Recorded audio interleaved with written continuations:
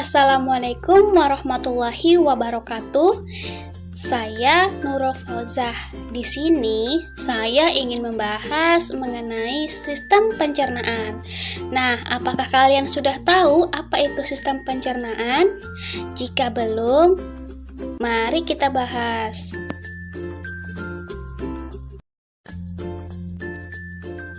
Apa sih makanan favoritmu? Apakah nasi, sate, rendang, ataupun soto?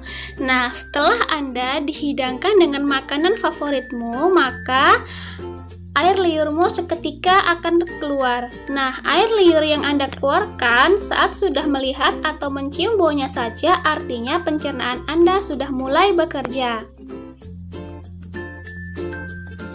Nah, setelah Anda makan, Anda pasti merasa kenyang, lalu lupa dengan makanan yang sudah masuk ke dalam perutmu. Tapi, makanan yang sudah Anda konsumsi masih berada di perut Anda loh, sedang diproses sistem pencernaan.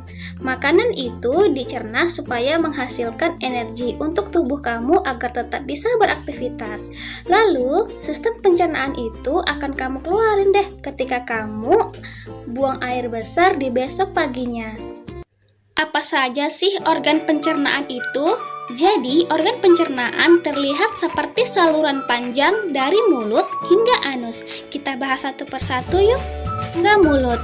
Dalam rongga mulut terdapat lidah, gigi, dan ludah.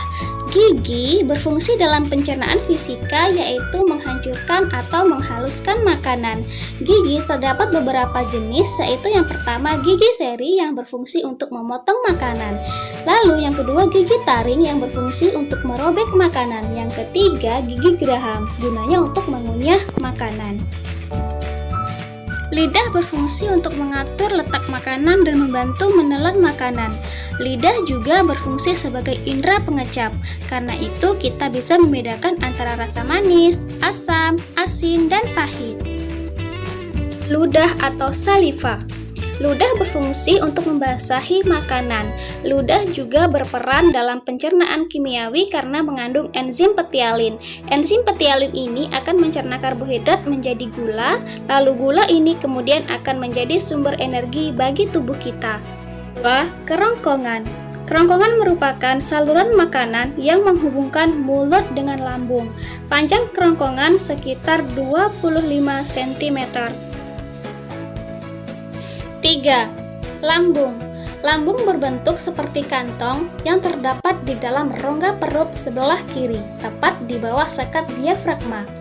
Dinding lambung akan mengeluarkan getah lambung yang mengandung asam klorida dan enzim.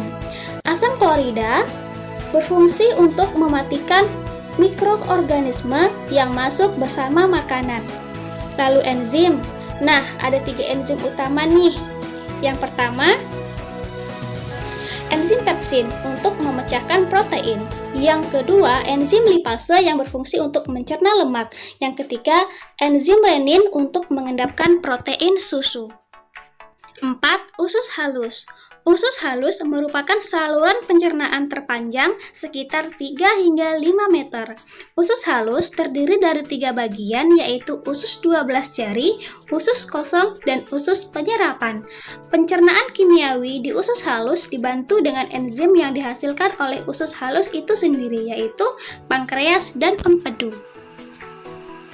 Zat yang berperan dalam usus halus adalah garam empedu berfungsi untuk membantu mencerna lemak.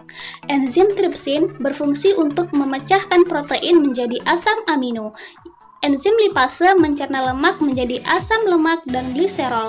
Kemudian yang terakhir enzim amilase berfungsi untuk mencerna zat tepung. Usus besar.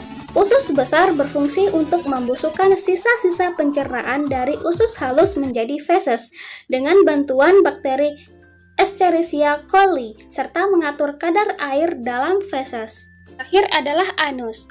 Anus berfungsi untuk mengeluarkan feses atau sisa makanan dari dalam tubuh. Proses pengeluaran feses disebut sebagai defekasi. Nah, setelah kita bahas, apakah teman-teman sudah tahu apa saja sistem pencernaan? Jadi, sistem pencernaan itu adalah